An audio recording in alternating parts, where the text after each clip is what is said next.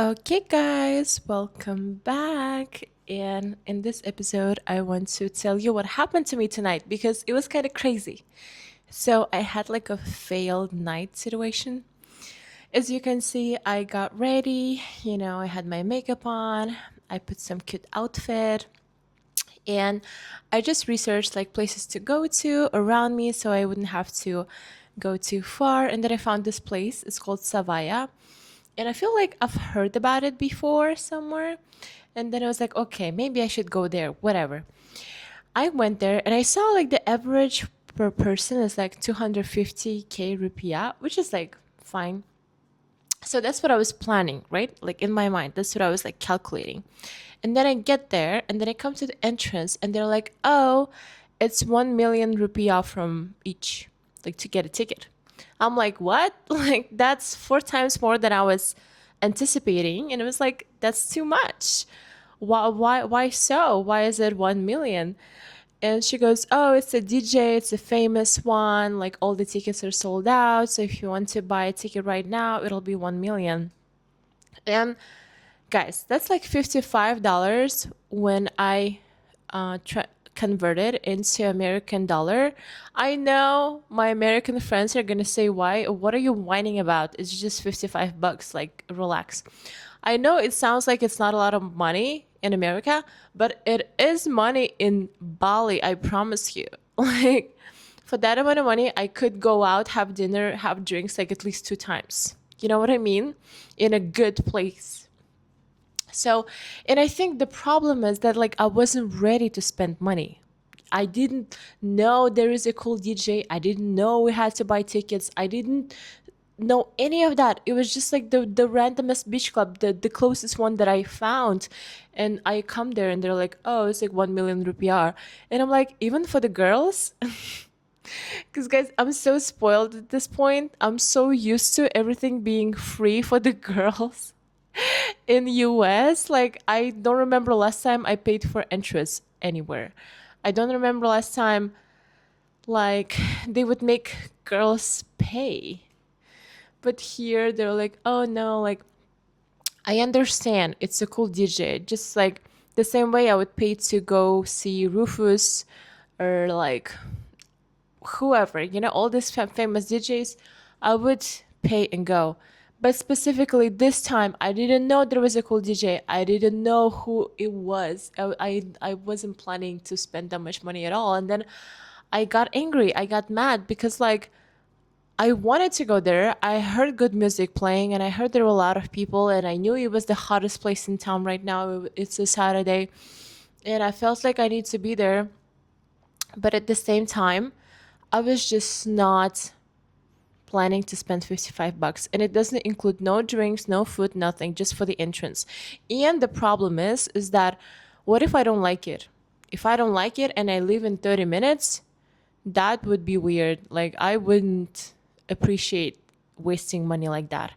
So that was a possibility. If I don't like it, I wouldn't stay there. And even if I heard the music was good, what if I come there and like the crowd is not good or the vibe is not good or someone's being, you know, someone's being aggressive or something, then I would want to leave. And I didn't want to risk it like that. And also, it's only open until 12 a.m. and it was almost like 9:30, 10 p.m. So I would only pay for like 2.5 hours.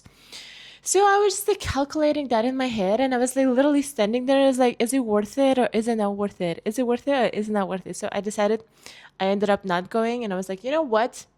Let me just tomorrow go to a beautiful place by the beach at the cliff, get myself some drink, get myself some food and spend twice or three times less than for this stupid ass entrance to this stupid ass place. I'm kidding. I mean, it's like if my for example, if I'm going with my friends, obviously it's like it's fine, like to spend that money on a good DJ and to dance. But it was a random night. I'm by myself and it closes in 2 hours. Like it just wasn't worth it. But I had this feeling like of a wasted night because, I got ready. I'm feeling good. I was about to explore Uluwatu. This everything is happening in Uluwatu, Bali. By the way, I just came here today. So I was in Ubud before, another part of Bali, and before that I was in Canggu. And I came to Uluwatu. It's famous for its beaches, for its cliffs. It's beautiful. It's like magical. I haven't seen it yet in person, but I will tomorrow and this 2, 3 more days that I'm here. But from those pictures and videos that I've been seeing, it honestly looks dreamy. And I'm super excited about that. And it's so funny how I'm so spontaneous lately in my life because I wasn't planning to come in here. I decided it today in the morning.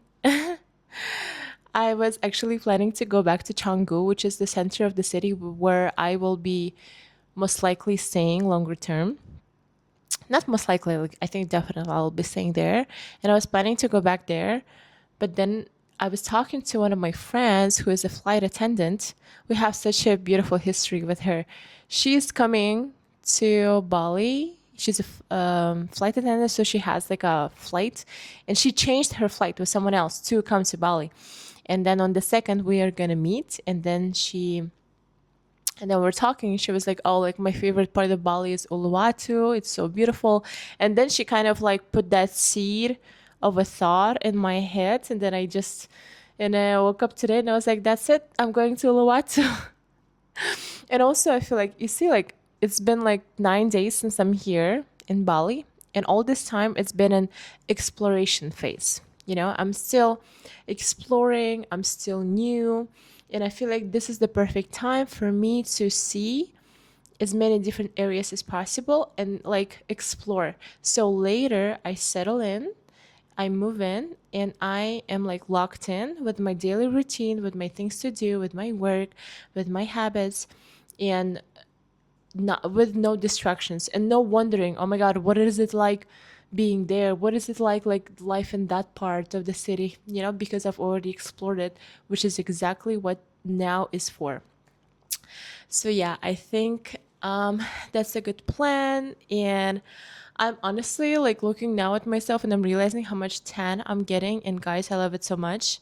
I definitely need to change one of my foundations because it's like, as you see, it's like a little whiter than my body, but like my body's so tan and it's so beautiful. I love it. I was talking to my friend the other day.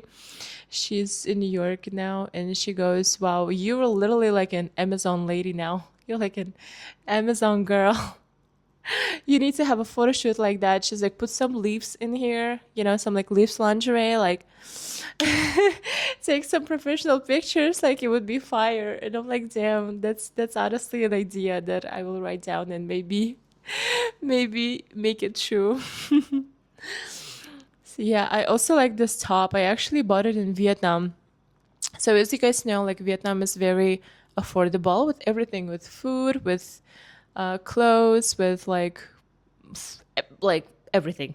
Honestly, I even got there like tennis lessons because it was so affordable. It was like $20 a lesson, guys. Like I couldn't not to. I've been wanting to do this for so long. Okay, not for so long, for maybe like a month. I've been like obsessed with tennis for a month, and then I decided to start doing it, and I've been loving it so far. I had classes in Vietnam, and then I had a class in Ubud, 2 classes actually. It was great. Okay, I had one class, and then the next class I went with this woman. She invited me, but I realized that I'm not good enough to play tennis yet like that. I'm only good with the coach. I still need to practice a lot. So I decided to go back to like group classes, which is so comfortable, like so convenient because it's not just me, it's like more people in the group. And you only pay like fraction of the price, which is again, everything in Bali is so affordable. That's why like I'm whining about those $55 because it's a lot of money in here. For $55, I could literally like if getting a meal here like costs around like 8, 7, 8, $9. I could eat like 5 days for that money. I know, it's crazy. I know. I feel like I'm gonna record the video to Instagram talking about all the prices in Bali. And because like a lot of people has been asking me recently, like my friends who I've been talking to, they're like, okay, break it down. Like, how much are you paying? And they're like, oh my God, that's literally nothing in comparison to America. And yeah, this is my new Airbnb. I've been changing Airbnbs like gloves recently. Like, it's been, I'm not even sure if there's a saying like that, changing like gloves, but like there's a saying like that in Russian, like, меняешь как перчатки. So it means like, you're changing a lot, like places, Airbnbs, and it's a pretty one. I like it. Like, I really like this very soft colors, like white and beige. I think they are something that positively affect your energy. They don't scream. They are just mellow and soft and, you know, nice. And I'm enjoying that. And tomorrow I cannot wait to go to some areas of Uluwatu and explore their cliffs. It's beautiful. Honestly, guys, I'm so happy that I'm here.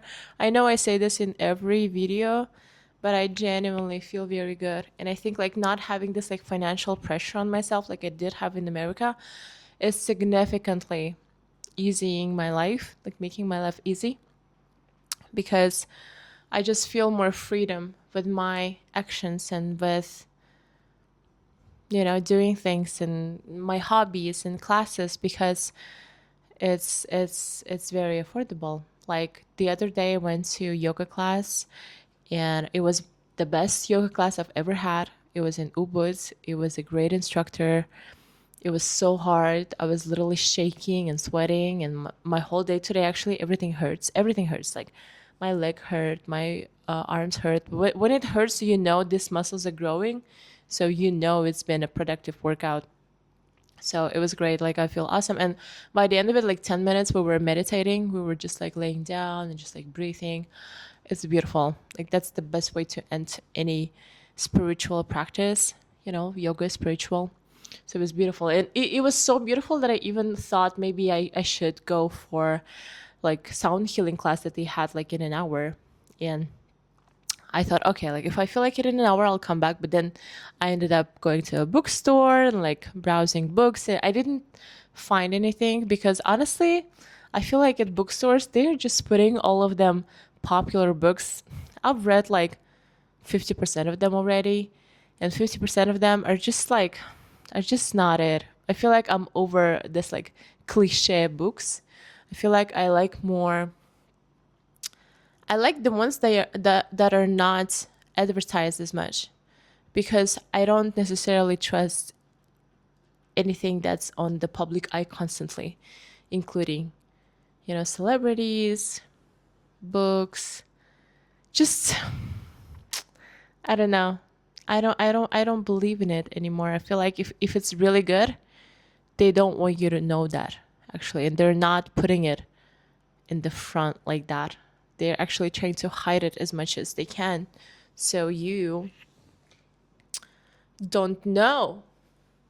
You don't discover it for yourself. So yeah, I've next book that I want to read is I really want to read Bob Proctor's books. He talks a lot, like I think it was something about being rich is your birthright. That's the one I really want to read. Also, Kevin Turdo. I'm not sure if I'm pronouncing him right, but I've been watching a lot of his videos on TikTok and YouTube recently, and I really like his way of thinking, and I like how he talks about it. And all these books, by the way, are all in like spirituality, consciousness, mindset, thinking, like all of these topics. I don't read anything else anymore. Like, I just really want to dive deeper into understanding human consciousness, like, how to quantum leap, like the idea of unlocking these energies of abundance, of love, of health, of, you know, joy, all these beautiful things. And I truly believe that that's the energy that we are meant to unlock throughout our lives. And life is a game, basically. And all of this, they require a new level of you, like a better level version of you. If you want to unlock, for example, abundance, right? You have to keep working on yourself and your mindset to elevate it to the point where you allow all that abundance to come into your life. And when you come an energetic match to them, when, for example, like, let's say you want like, let's say you want million views, for example, right? I saw this like example somewhere recently and I really liked it. Let's say you want million views. You're not even recording a video with an idea that you might get million views. You know what I mean? It's not even in your consciousness. You're not allowing it to yourself because you don't think as big. You don't imagine it. You don't visualize it. You don't believe in that idea. So imagine recording every video thinking as if it's already getting million views. Imagine putting every post like believing and thinking that there is already like a lot of like views and engagement. You see what I'm trying to say is that we do these things, we don't even allow ourselves to imagine it. Money, for example. Imagine like $1 million in your bank account. It's really hard to do when you've never had it. And if you think that's like out of the reach, you can't even imagine it, then it's not gonna come to you. You have to make yourself comfortable with that idea, and you have to prove to yourself and like brainwash yourself into believing that it's not only possible, it's already there. You know what I mean? And that's like the process of manifestation. It's like you cannot get something that you cannot even imagine. You have to use your imagination. You have to visualize it. You have to see it in your mind first. You have to see yourself having it. You have to feel it. Feeling is the secret. You have to feel, like abundance. I have like $1 million in my bank account. Like, what do I do with this money? Okay, I do this. Okay, I travel. I go to this place, specific countries. Okay, I take these hobbies. I am in these places. I am in these hotels. I talk to this type of people. My day looks like this. Like, you see, like the more you kind of like make your mind comfortable with that idea, then you have a more chance of getting it than somebody who doesn't even imagine it, who doesn't even allow the possibility of it. I hope I'm making sense. So this is like a very, very interesting thing to me because it all comes down to us. Like we limit ourselves. We put limits on ourselves. And that is our job throughout the life, to take those limits off and to brainwash yourself into believing that you deserve that. You deserve that abundance. You deserve the greatness. You deserve to get all the greatest things in this life. Because honestly, like that's our birthright. Like I believe I deserve it, not because I'm great or anything, but because I exist. Like I believe every one of us, we deserve it because we exist. It's our birthright. But it's a matter of you believing in that, making yourself believe in it. Know what I mean? Like it doesn't matter how much other people are gonna tell that to you. If you don't prove that to yourself, if you don't convince yourself, you're not gonna believe in it. And that's a daily work to keep, feeling, visualizing, affirming with your words, with your thoughts, with what you write, with what you see when you close your eyes. Daily, you saturate your mind with that pictures of your dream, reality, and that's how you make your brain familiar and comfortable with that new version of you. And then the physical reality doesn't have any other choice but to align with whatever you're feeling inside of you. So it all starts in your mind, in your body, and then it takes time to manifest in the physical reality, but it's literally inevitable. Like, it will happen. You just have to be patient with it. You have to detach from it. You like, it's happening. Okay. There is like, just know that it's happening. It's inevitable. It's happening. Don't put like no limitations on it, no negative beliefs on it. Like, oh no, I can't, but look at them. They're so much better. But look at her. Like, but I'm so lazy, but like I'm not perfect. Like, you are putting that limits onto you. Stop all that. And when I say stop, just every time negative belief comes into your mind, just say no. This is not how I think anymore. I chose to think and speak better of myself, so I'm not even going to entertain this thought.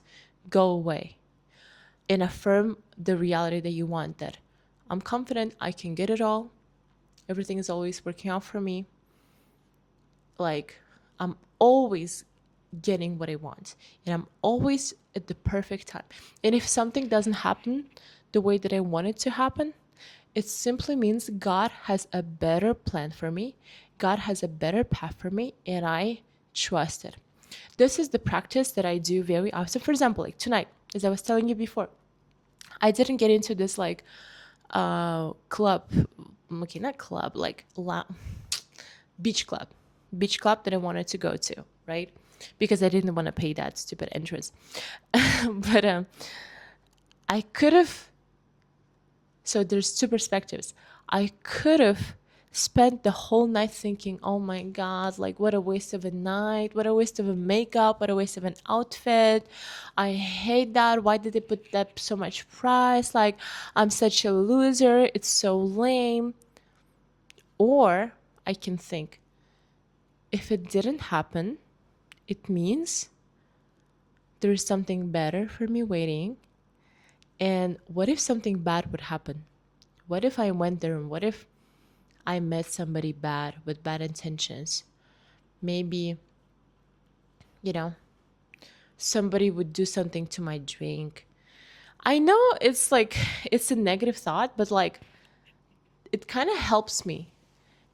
God was saving me something. If I didn't get it this way, God was saving me from something that could potentially happen and is putting me in a better direction where I am safe, where, I'm good and nothing happens to me. No? Like, and this mindset has been helping me a lot. I can't even remember, like it happens a lot that I like try to flip my mindset like that. If I didn't get it this way, it's simply God is protecting me, God is saving me. There is a much better path for me that will come to me at the perfect timing, and I trust it and I have faith. So I am gonna still enjoy my life, still enjoy the present, enjoy myself, be happy, be grateful. And I know that everything that's happening is going exactly how it's supposed to. And I have faith in it and I trust it.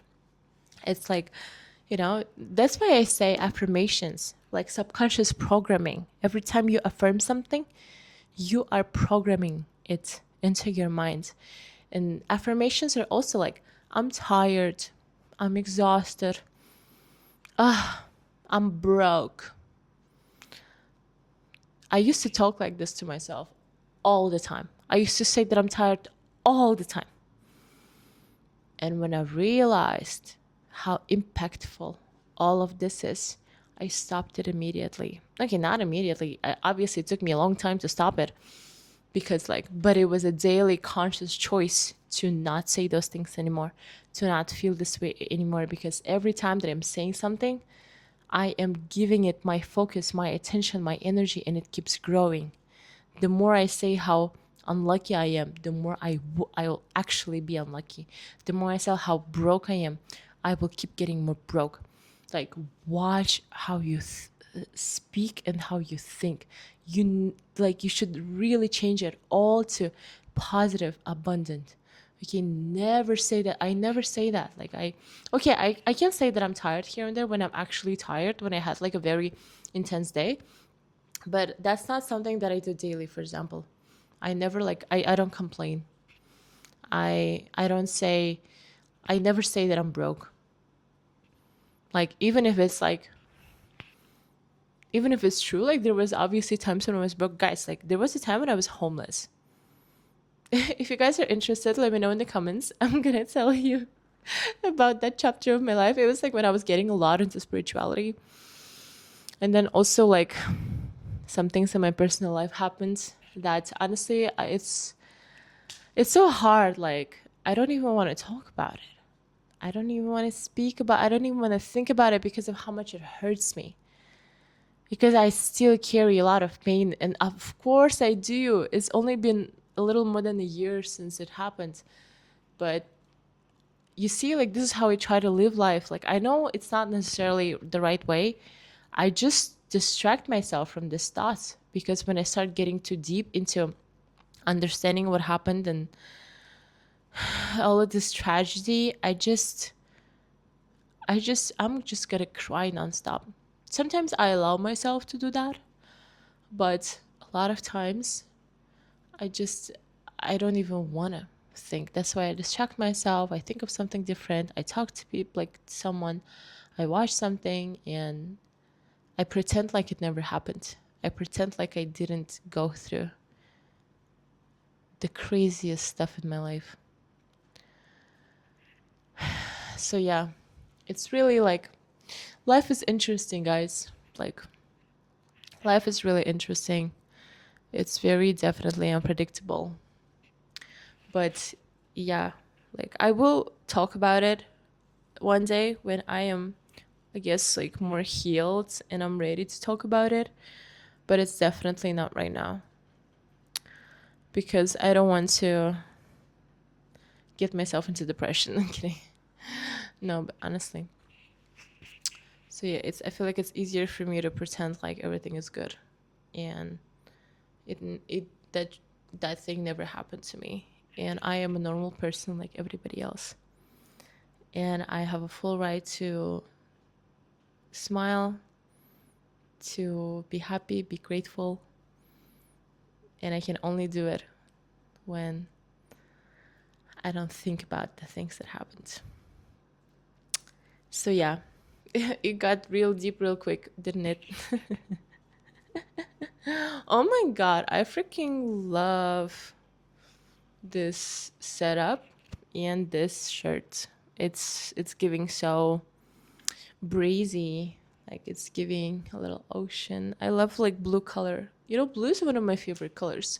Also purple, like lavender is one of my favorite colors. Lavender and blue. And also pink. I really like pink. Okay, also white. And sometimes beige. I think those are my five. Someone's texting me. Okay, what was I saying? Yeah, well, that was the night that I had. Um, Let me know if it was interesting to listen. This person's sending me like unnecessary messages right now. So yeah, I think I will just like go to sleep soon and yeah, get ready for tomorrow. I will check out the beautiful beach clubs, beautiful cliffs, beautiful beach, and I'm gonna swim, I'm gonna tan even more. God, I love my tan. And also like I've been loving this like muscly arms recently. Somebody complimented my arms, like you have such like beautiful toned, like thin arms. And I was like, yeah. And since then I couldn't stop paying attention to it, and I really like it. Also, I like my like this right here. What is it called? Like I like how it's very bright, like very like obvious, visible, and I think it looks pretty. And these tops like this are perfect. And also I dyed my hair today, as you guys can see, so it looks significantly better. I love this like new feeling. Guess what color is my natural hair? In the comments. So this is it for today. Thank you guys for watching. I absolutely love talking to you, and I'm so happy that I started my podcast, my YouTube channel. And if you guys are watching me, please let me know. Please leave a comment, send a DM, and it'll motivate me to keep showing up more and more. But even if you don't, I will still keep doing it just because I love it, just because it's something for my soul. It's my creative project, and yeah, and I'm excited to look back at these videos when I'm like 80 years old and see and watch everything that I've been doing. Yeah. Thank you guys so much for watching. I love you and I believe in you, and see you in the next episode.